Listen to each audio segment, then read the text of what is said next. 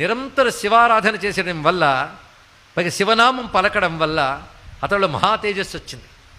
అందుకే గ్రహదోషంబులు దుర్నిమిత్తములు నీ కళ్యాణ నామంబు ప్రత్యహమున్ పేర్కొను ఉత్తమోత్తముల బాధింపగా నోపునే దహనున్ కప్పగజాలునే శలభ సంతానంబు నీ సేవ చేసి హతక్లేశులు కారుగాక జనముల్ శ్రీకాళహస్తీశ్వర అంటారు దుర్జటి మహాకవి.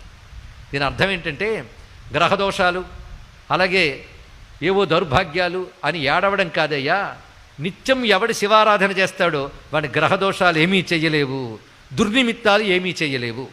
కర్మ కొద్దీ అవి చెయ్యడానికి వచ్చినా ఏమవుతాయి అంటే అగ్ని వైపు వెళ్ళిన మిడతలు ఎలా దగ్ధమైపోతాయో శివారాధకుడిని బాధించడానికి వచ్చినటువంటి గ్రహములు కూడా ఆ విధంగా భస్మవుతాయి తప్ప వాడిని బాధించలేవు అని దుర్జటి మహాకవి చెప్పారండి ఇక్కడ.